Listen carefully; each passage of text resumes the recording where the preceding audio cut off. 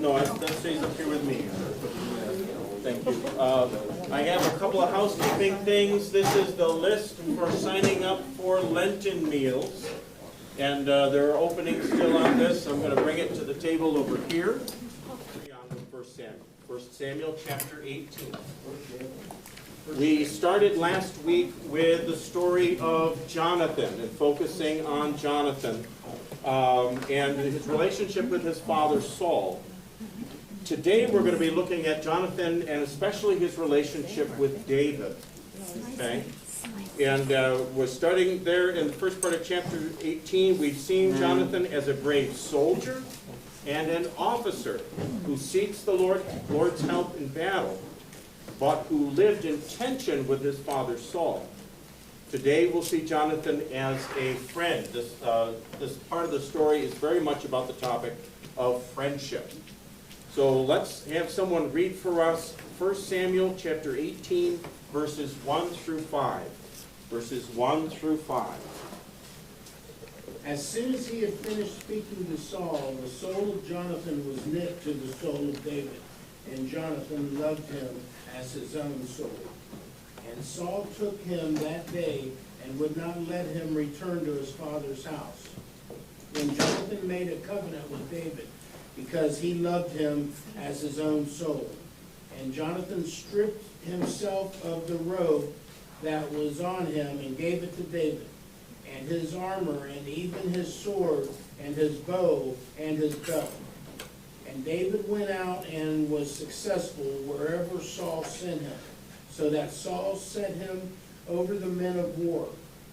And this was good in the sight of all the people, and also in the sight of Saul's servants.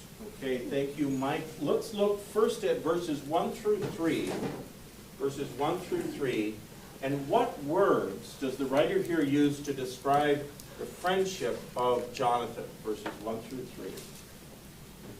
Knit to his soul. Knit.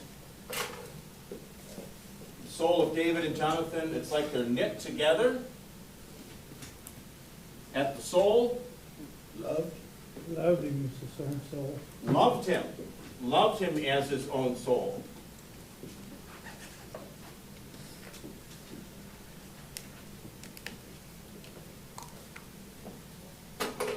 Yeah. There's a covenant involved. Thank you. Yes, a covenant between the two of them. We'll learn more about that covenant as we go through the passage. It's going to come up several times, this matter of a covenant between Jonathan and David. Any other observations about that friendship? Not an observation. How old? What was the age difference between these two? Hard to say. Jonathan's, I'm pretty sure, older than David. This is right after chapter 17 is David and Goliath. Okay, and David, I think, is described as a young man there. And we've seen some time pass as Saul has served his father in the military. So they're on different footings in life. Jonathan would be the older person at this point, I believe. Yeah. Other questions about these verses and their friendship? What would you think if a friend was talking to you and they said, "Our souls are knit together. I love you as my own soul. Let's have a covenant." What would you think? If they said it like that, I would not take the name of the Lord thy God in vain. Don't take the name of the Lord thy God in vain? You mean in the covenant? As in, don't say what you don't mean. Oh, okay. So be careful to say what you mean. Don't use words if you don't mean them. Yeah, we'll see in a minute what Jonathan's commitment looks like a little more clearly. I saw another hand, I thought. Or maybe I didn't. Go ahead. Like brothers. Like brothers together. Yeah, they're describing an extremely close bond, aren't they? An extremely close bond. it seems to develop when David risks his life. In chapter 17, David goes out and confronts Goliath by himself. Now you remember last week we saw Jonathan do something by himself. What did he do? Confronted the Philistines. He went over, he climbed through that gorge and ended up confronting the Philistines just himself and his armor bearer. And so you can see how, as warriors, the respect that's gone up between these two young men and the regard that they have for each other. And Jonathan is strongly drawn to David. Now, we'll see as we go on more about this and the connection between the two, this bond between them. Yeah, There's something like love thy neighbor as thyself. love thy neighbor as thyself. Don't you Well, get together? would that It's the same thing. would that every friendship was that tight. Think about, he uses the expression here, knitting. Think about what knitting looks like. Everything's interwoven, isn't it? The bond is inseparable, okay? Unless, I mean, you have to tear both apart to get to it. Yeah? I look at it more like a family father-son thing because one, the age difference Okay. like that, but also your fathers are more knitted toward their children, to watch out over them and vice versa. Mhm. So I look at it that way when you read that. That's what you find yourself thinking of, Yeah. the bond between the two men. We're going to see a little bit more of that mentorship that you're referring to in the next thing that we look at. Was there another thing, Jim? I was gonna say, he also must have loved him very much because he gave him everything off his back. Oh, okay, so let's read that again. Let's look at that next. Verses 4 and 5. Someone read that again for us. And Jonathan, Go ahead. and Jonathan stripped himself of the robe that was upon himself and gave it to David and his garments, even to his sword and to his bow and to his girdle.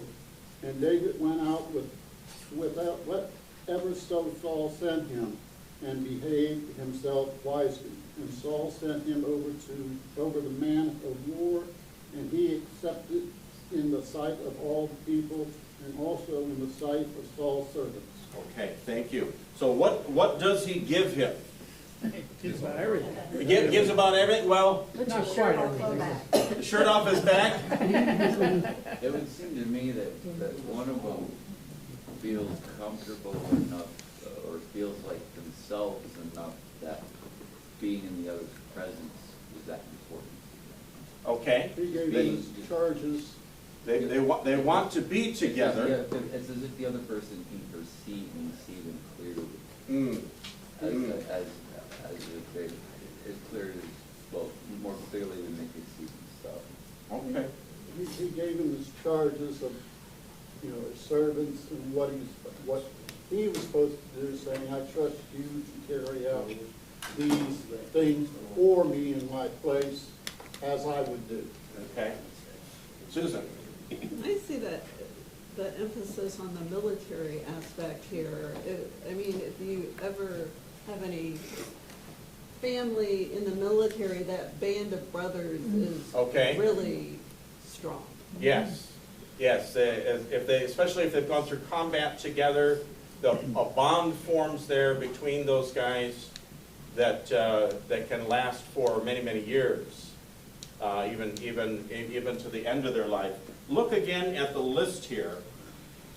Jonathan stripped himself of the robe that was on him, and then the armor, even his sword and his bow and his belt. I get 5 items, and several of them are specifically military, aren't they? They're specifically military. Say again? His girdle belt. A girdle's a belt, yeah, it goes around, it girds you, it goes around that center. He's giving him his weapons, also the garments. Now remember, who is Jonathan in the kingdom? He's a captain. He's the son of Saul. He's the son of Saul. And Saul is the king. And what does that make Jonathan? Makes him a prince. Makes him a prince. Jonathan is more or less giving his social and military rank over to David. Think about that. He's giving him his social and military rank and placing this upon David's shoulders. He also gives him responsibilities in the military field, doesn't he? As he goes. Imagine if you're a private in the military and you've just fought a crucial battle and things have gone well, and the officer comes up to you and he says, "Well done. Oh, that was fantastic. You did such a tremendous thing today." And then he starts taking off his rank and slapping it on your shoulders. Okay? Takes his weapon, puts it in your hands. That gives you a picture of what Jonathan is doing here. I mean, this is very dramatic. He is investing in David as an officer in his father's military. Actions speak louder than words. Actions speak volumes, don't they? They speak volumes. And this is, what do they call this, a field promotion? Okay? This is a dramatic field promotion for David as a military person. And he immediately goes out and starts to offer himself in leadership. And how does that go for David? Look at verse 5. Successful. Everything's successful, isn't it? He's already knows what he's doing. This has to be the Spirit of God. Okay? Because he's a young man. He's just left the sheep. He wins this important victory, or leads them an important victory after Goliath. But to have this kind of wisdom right off, this has to be the work of God. Oh, it's the same David that took down Goliath. It's the same David who knocked down Goliath. Yeah. Same David. Yeah. Well, everyone likes rooting for the underdog. Sure. And he's definitely an underdog here. How does Saul regard David at this time? How's he feeling about David? Look at verse 5. He's jealous? Oh, it's actually, at this point, it's the opposite. That hasn't happened yet. Yeah, that is coming. That is coming. We're going to see that next. But at this time, they're happy to have a capable warrior and leader new in their ranks. And David is well received. If we read on here a little bit more, and we're going to do the life of David specifically. Okay, he's the big character in 1 Samuel. We haven't gotten to David yet. We're going to see that Saul even gives his daughter as wife to David at this time. So there's a great bond that's taking place starting here.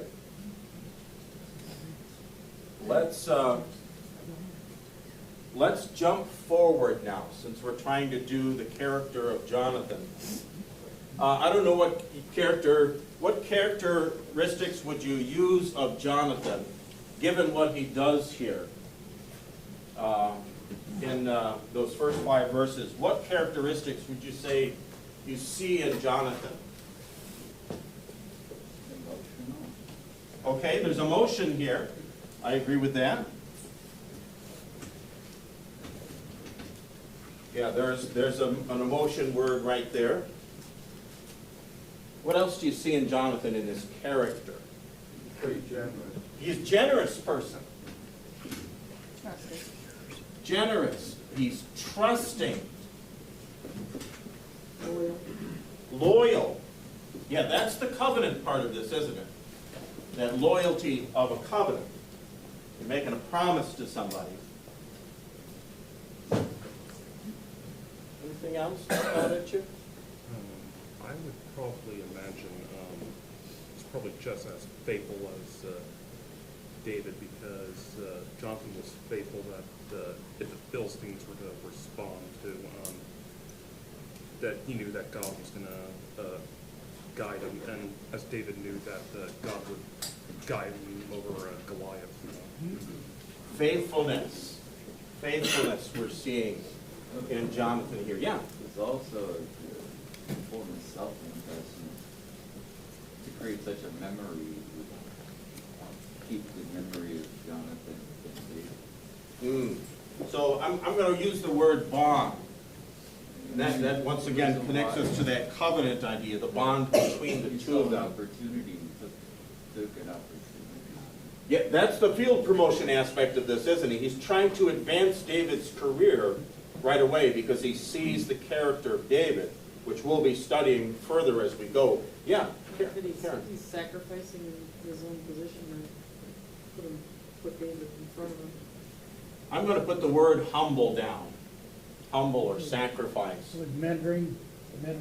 Oh, yeah, we used that word mentoring earlier, didn't we? Mentoring. Yeah, humble or sacrificial. We see the sacrificial character of Jonathan when he goes over to fight the Philistines pretty much alone, don't we? We see that in his character. Jonathan is Jonathan the kind of friend you'd like to have? Oh, absolutely. Absolutely. He's an amazing friend. How much, was there an age difference between them? Yeah, it seems to be Jonathan is older than David, if I read the text right. But we don't know the years. Don't know how much. Yeah, we don't know the years. We don't know how how much distance there would be in their ages at this point. Yeah, this is the kind of friend that we kind of hope for in life, isn't it? To have this kind of friendship with people. He's looking out for him. He's looking out for him. Yeah, that's that mentoring. Yeah. That's that mentoring thing. Jonathan he's just a shining character in many ways in the book of 1 Samuel because he gives himself this way. Jonathan may have other things going on. He's in conflict with his dad, right? Relationships are often complex, right? Often. And he's got a strained relationship with his father, and yet he's supportive of his father's goal of leading the nation. And probably he's advancing David because he wants to, in his own way, help his father. Okay? Although it's going to lead to conflict, unfortunately, as we'll see all of this develop. Yeah. Let's go on. Let's go to chapter 19. Chapter 19, we're going to look at verses 1 through 7 there. Yeah, we're skipping around. We're doing character studies. We'll come back and look at the story of David more in particular. So, verses 1 through 7. If someone would read, let's see, start us with... And Saul spake to Jonathan his son and to all the servants, and that they should kill David. But Jonathan, Saul's son, delighted much in David, and Jonathan told David, saying, Saul my father seeketh to kill thee. Now therefore, I pray thee, take heed to thyself until the morning, and abide in a secret place, and hide thyself. And I will go out and stand beside my father in the field where thou art, and I will commune with my father of thee, and what I see I will tell thee. Okay, let's pause there. Thank you. How do verses 1 through 3 show the level of trust that exists between David and Jonathan? Very strong and high. Very strong and high? How so? What's happening between the two? David. Say again? He's warning David. Okay. So he knows what the father is up to, doesn't he? He knows what Saul is thinking. And instead of just keeping quiet about it, he's letting David know what the problem is. Does this sound safe for Jonathan? Yeah. No, yes. Because he's doing as his father wants, but yet he's doing the opposite by warning him, which is traitorous in many things. Okay, okay.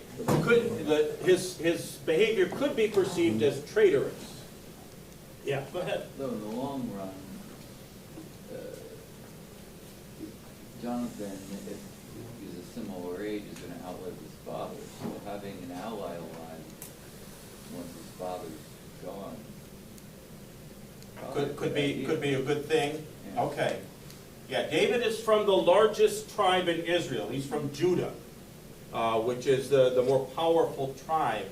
So having him as a character in your friendships would probably be a good thing. Yeah. Why would Saul want to kill him anyway if he's such a good soldier? That makes sense. Yeah. That is confusing. Yeah. So what did you say? Okay, Kathy alluded to this earlier, didn't she? Saul starts to become jealous. He starts to become jealous of David. David goes from success to success. If you know anything about politics, okay, the closer you get to the top of the political spectrum, the greater the paranoia. Because everybody's a potential rival. And that's the trouble that Saul's having. He's looking at David and he's saying, they're all excited about this young guy.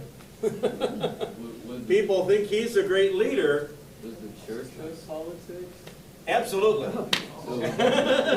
Absolutely it does. Would that put you at the top? Say again? Would that put you at the top? Oh, pastors are the servant of all. They're at the foot. Go on, Karen. Well, in chapter 16, Samuel basically took a throne off of Saul's head and put it on David's, so, I mean, you can't have more of a rebuke than that. And, I mean, and a direct threat that God basically said, this guy's gonna be king now, so. Samuel's already told Saul, the kingdom is torn from you, hasn't it? He's heard this already. And when he sees David, he probably sees how it could happen. And it's scaring him. Yeah, there's a lot of tension here to the point where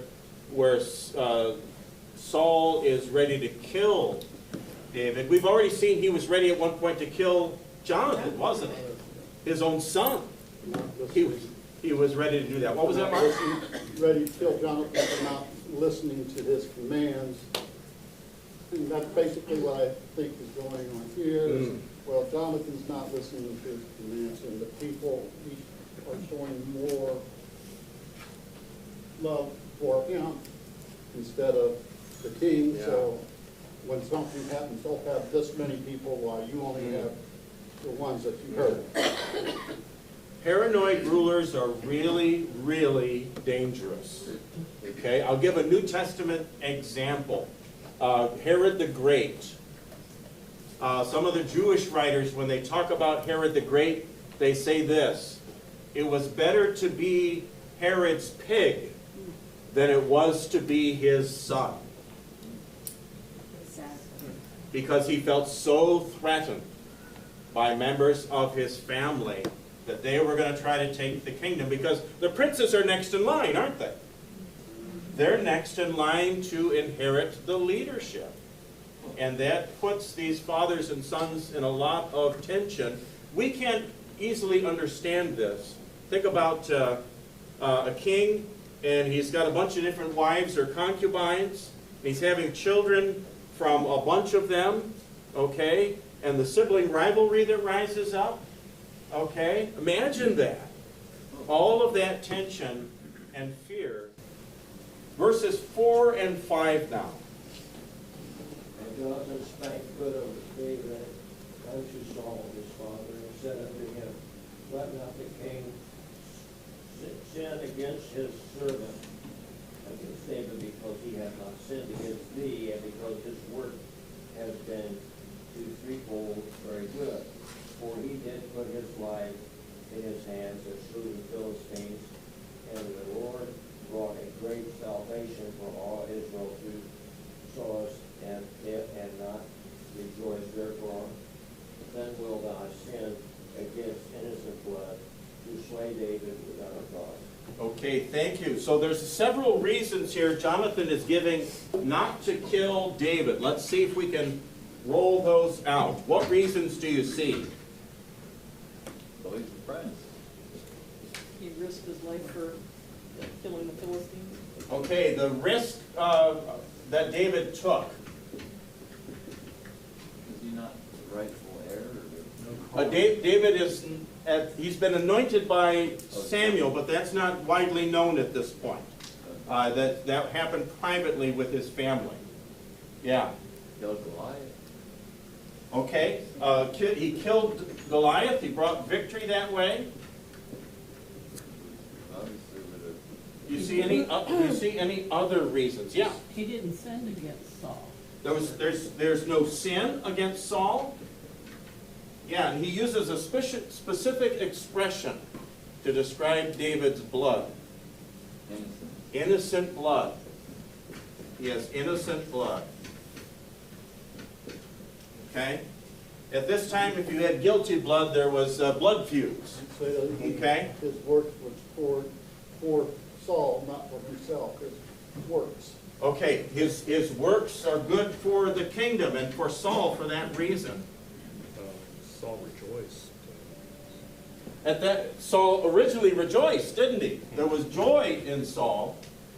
It's funny in the story there when David kills Goliath, one of the things that Saul had done before David goes into battle is he takes his own armor and puts it on Saul.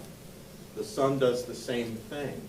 Interesting stuff. We'll have to think some more about that when we come to the character of David, the different things that go on that He way. also struck down the Philistines. Yeah, he struck down, he killed Goliath, he killed that Philistine, and that led to a rout of the Philistines. I don't know So- if they were using his armor back then, but from history, I've seen that armor can be a hindrance as much as it can be a shield. Sure, you can get in trouble with armor. We'll talk some more about that. That comes up when we talk about David. So we're going to wait and talk about David. Let's look at verses 6 and 7 now. Verses 6 and 7. And Saul listened to the voice of Jonathan. Saul swore, "As the Lord lives, he shall not be put to death." And Jonathan called David, and Jonathan reported to him all these things. And Jonathan brought David to Saul, and he was in his presence as before. What's Jonathan practicing here? What do we call this? Forgiveness. Forgiveness? Reconciliation. Reuniting. Forgiveness, reuniting. Reconciliation, reuniting. You see why so many Israelite boys and even Christian boys get named John or Jonathan. Now, some of it has to do with the apostle, right? But this is a truly noble character, isn't it, in the Old Testament? The things that Jonathan does for the sake, not just of David, but for his father as well. Right? He's acting on behalf of both. Yeah. Though it only seems Spanish speakers get named Jesus. That may be. It's a little afield, but Jonathan though is which means gift of God. Gift of God is he's just a precious character in the Old Testament, and of course the Apostle John in the New Testament. You can see why John has become such a popular name in our culture. Yes. Jonathan doesn't know that David's been anointed, does he? Great question. Great question. I don't recall off the top of my head. We'll have to watch for that. Now, I think what we're going to see next in chapter 20 is where we're headed next. that Jonathan perceives that David is going to be king. I think he perceives that. Now, whether he knows the particulars that David was anointed, I don't know. We have to look for that as we read. But I wanted to highlight, though, this effort of Jonathan to reconcile David and Saul. That just shows an incredible person to go about that loving work of reconciliation, because it's hard work. It's hard work to do those things. You know, we see these kinds of breaking of relationships all the time, but to mend them, to mend a relationship is a special thing. It's easier to deny a wrong and make an accusation than it is to admit. It's easier to break something than it is to fix it. You can break something like that, can't you? But fixing things, that's a lot more trouble. Saul Yeah, did. relationships in particular. Yes? Saul didn't agree to this reuniting. Say again? Saul did not agree in his life to reunite because he tried to kill David. He ends up trying to kill David. And from this point forward, there's a long saga. Jonathan kind of disappears as a figure in the story. After chapter 20, I don't think there's hardly a mention of Jonathan until the last. And it's all about Saul chasing David and trying to kill him. It's just reached that point. Even though here the son has done this good work of trying to keep the two of them together, it all falls apart again. Yeah, it's a very sad story in many ways. He had a lot of anger in him. Saul is a tragic figure. He's a tragic figure. He had so much going for him. He accomplished so much for Israel. He unites the kingdom. He really does. He gives them victory over their enemies. He's done so much, and yet in the end, his rule falls apart. Yeah. Let's go into chapter 20 now. And we see a special incident here between David and Jonathan. I'm going to read a little bit to get us into this. What did I mark down? Story picks up in chapter 20. Saul is no longer confiding in Jonathan. I think he's figured out that Jonathan has too close a relationship with David, and the father won't tell him what he's doing anymore. So Saul plans to kill David, but will no longer tell Jonathan what he's up to. Verses 5 through 10 is where we're going to start. I will read that to you. Chapter 20.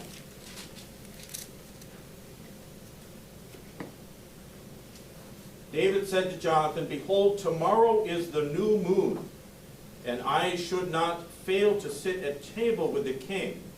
But let me go, that I may hide myself in the field till the third day of evening. If your father misses me at all, then say, David earnestly asked leave of me to run to Bethlehem his city. And there is a yearly sacrifice there for all the clan. If he says, good, it will be well with your servant. But if he is angry, then know that harm is determined by him. Therefore deal kindly with your servant, for you have brought your servant into a covenant of the Lord with you. But if there is guilt in me, kill me yourself. For why should you bring me to your father?" And Jonathan said, "Far be it from you. If I knew that it was determined by my father that harm should come to you, would I not tell you?" Then David said to Jonathan, "Who will tell me if your father answers you roughly?" And Jonathan said to David, "Come, let us go out into the field." And so they both went out into the field. So there's a little bit that's going to be unfolding here. David has figured out that Saul is a threat to him. Jonathan doesn't want to believe it. He doesn't want to believe it. He worked so hard to reconcile, and he wants there to be peace between the two of them. And so they're trying to work through this. It's putting a strain on their relationship now, isn't it? On their friendship with one another. Let's see, what do we learn about Jonathan's covenant with David, look with me at that verse where he mentions it. Verse 8, therefore deal kindly with your servant, this is David speaking, for you have brought your servant into a covenant of the Lord with you.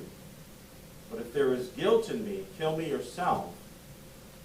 For why should you bring me to your father? So if I've broken the covenant, David is saying, and what kind of covenant is it? It's a covenant with the Lord. It's a covenant with the Lord. The bond that the two of them have made has been before God.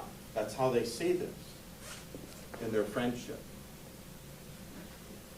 Have any of you ever made a covenant of the Lord with a friend? Kathy's shaking her head yes. When you got married. When you got married. Okay, good. Good. Yes. Yes, marriage is such a covenant, isn't it? Marriage is such a covenant. Yeah, and a bond between the two, and we hope it's based on friendship. We hope you're getting along that way. Now, I'll mention this. We won't dwell on it, okay? There are some modern interpreters who look at this story of David and Jonathan, and they describe it as a homosexual union. Okay? There's no indication of that in the story.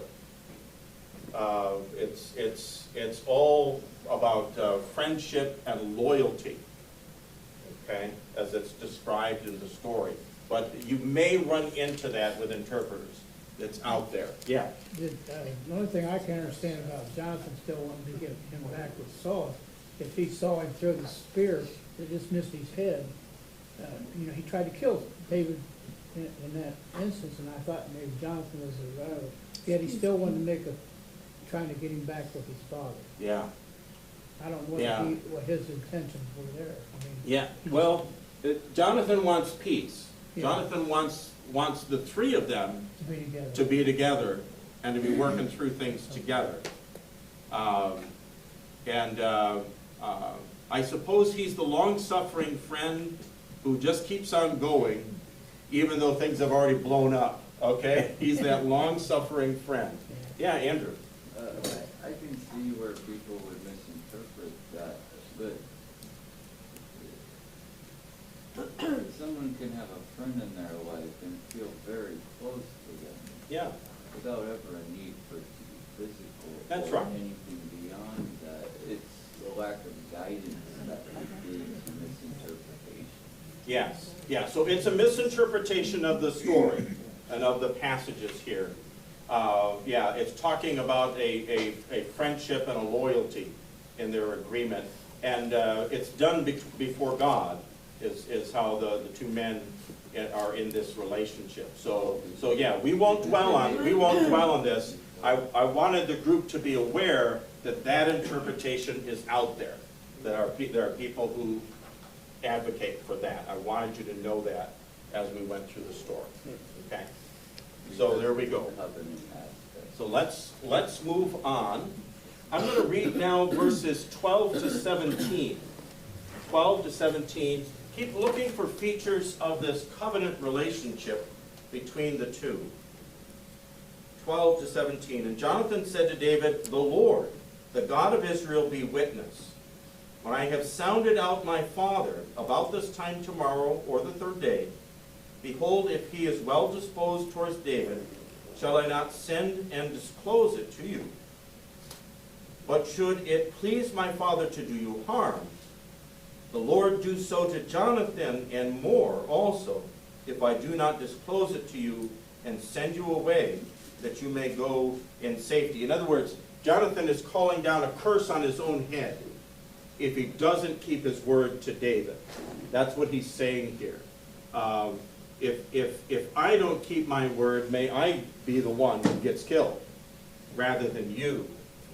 He's taking this commitment in the Lord's name, so it's an oath. It's an oath in the Old Testament sense. May the Lord be with you as he has been with my father. Now there's a statement. What does that mean? Wants him to be king. He wants him to be king. He wants him to be king. We've flipped the board over, but that self-sacrificial character of Jonathan, the humility that he's showing here it is again. The natural thing that most princes would want is to have the crown, right? And for them to be the king, but here he sees David as the one who should be leading. That makes you wonder, doesn't it? If he's gotten wind of the anointing, it makes you wonder whether he knows what Samuel has done. But he anticipates that David is going to be the king.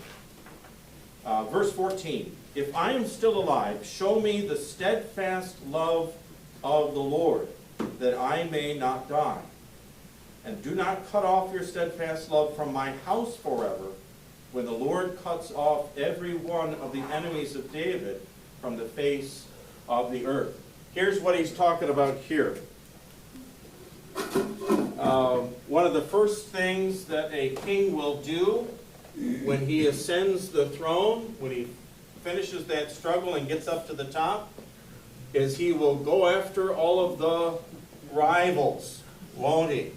He'll go after those rivals. And Jonathan is saying to David, when God makes you king, don't go after my family. Don't do it, David.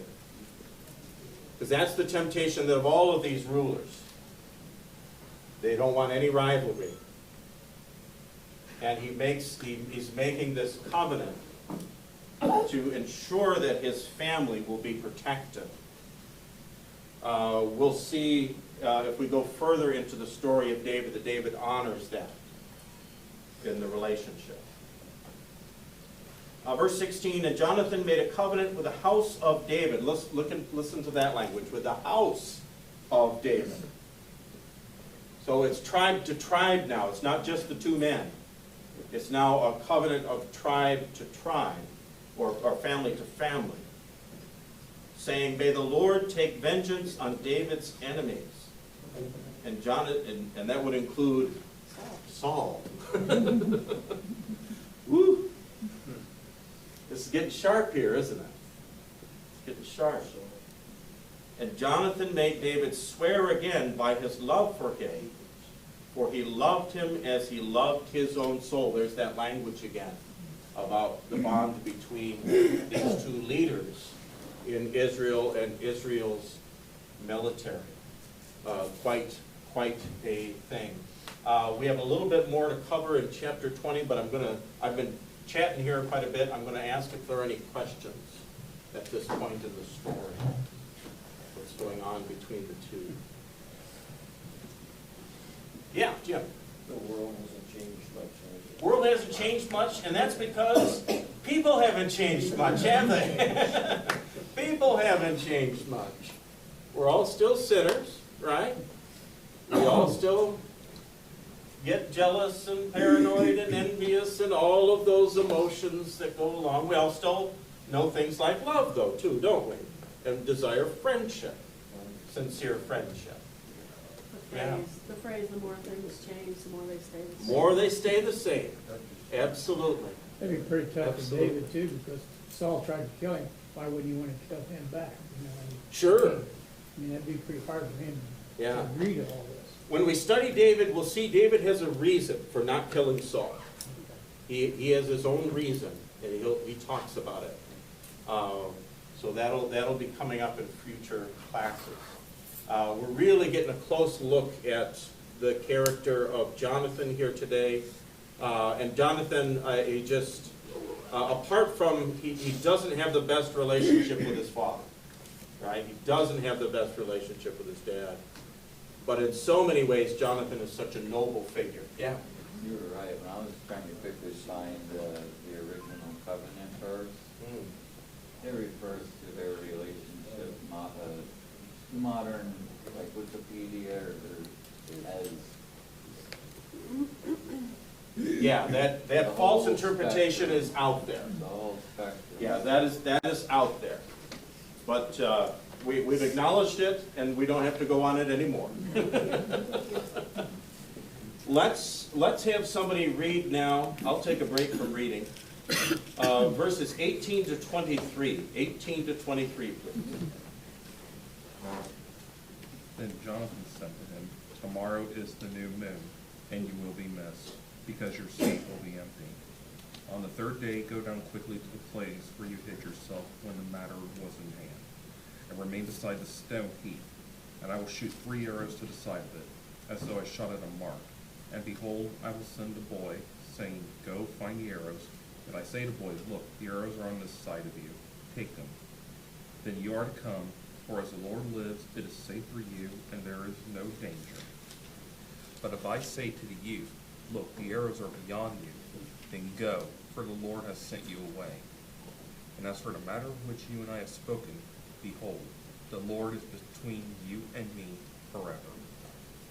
The Lord is between you and me forever, Jonathan assures him. He gives 2 signs here to David. What are the 2 signs? What do they signify? New moon? New moon. We'll talk about new moon in a minute. This has to do with the signs that Jonathan is giving David. Okay, shooting the arrows. And what's the sign that everything's okay? Will be on him? That shoots the mark close to this, inside this camp thing. He's going to say to the boy, the arrows are over here, they're near you. What's the sign that David needs to leave? If they go beyond him? Okay, he says if the arrows are, he tells the boy that the arrows are beyond, that's a sign to David, you just better leave. You just better go. So they're trying to find ways to communicate under these dangerous circumstances. Why is Jonathan taking these steps? To protect David. Protect himself. Protect himself. Because Dad's going to have people around seeing this, isn't he? They're going to take notice of this, and it's going to get back to Saul. Yeah. Yeah, go ahead, Andrew. I happen to have Wikipedia. It says he had his son, after having many concubines and Bathsheba, he had a son that he named Jonathan, that was 5 when he died. David did. Okay, we're talking about David another day. All right, today we're on Jonathan. Okay. So let's talk about this new moon. In the law of Moses, when there's a new moon, you hold a sacrifice. At Saul's palace, they're having a sacrifice with a meal. And if you were part of the court, and David is apparently a part of the court, everybody's supposed to show up and be there at the meal. Okay? Why do you suppose the king does that? To show up together as a sign of loyalty. Loyalty, all right? It's like the Knights of the Round Table, and there's an empty spot at the table. Well, where's he? Like communion. Kind of like communion, okay? That would be a New Testament example. But David's not going to be there because David thinks Saul's gonna kill him. Saul's going to kill him. Yeah. Oh, there's some silly movies out there. Was it Dr. Evil? They all sit around the table, and he gets mad at somebody, pushes a button, and the chair flops over, and they fall into the alligator pit, or something like that. James Bond. Yeah, or James Bond, these sorts of things. Yeah, that's what David's afraid of. David's afraid that one of the servants will be standing behind him with a knife, something like this. Wouldn't he be safer in public, surrounded by witnesses, if no one was against him? Yeah, David's not feeling safe. Yeah, so he's in hiding. He doesn't think he's going to be safer. Who to trust? He doesn't know who to. Yeah, you don't know who to trust. Because if it's authorizes an execution, wouldn't be against man's law, mankind's law, the king's law? Well, the king has an authority that others in that room would not have. So David has to respect that. This wouldn't have made him feel safe. Yeah, he obviously doesn't feel safe. And he and Jonathan apparently doesn't feel safe either. They're devising ways to communicate to keep the both of them safe as they go. Our bell has rung. There's a few more things to read about Jonathan. I think we're going to finish, though, today with Jonathan. He'll reappear at the end of the book, but we're going to switch to the character of David, okay? David is the main character in 1 Samuel, and that's who we'll start studying next. Let's bow our heads and have a word of prayer. Oh, and don't forget the goodies up here, Is this right? the same David that Jesus is a lineage of? Yes, same David. Okay. Same David. Let's bow our heads. Gracious Father, we thank you for this wonderful example of Jonathan, who is a true and sincere friend, who shows loyalty both to you and to his friends. We ask, O Lord our God, that you would make us such friends to others around us. Teach us especially, O Lord, that art of reconciliation, how to make peace when people have disagreements and troubles between them. Lord, we know that of our own reason and strength we cannot accomplish these good and gracious things, that this comes from your hand. Teach us the ways of our Lord Jesus Christ, and give us, O Lord, his gifts and mercies. In his name we ask. Amen.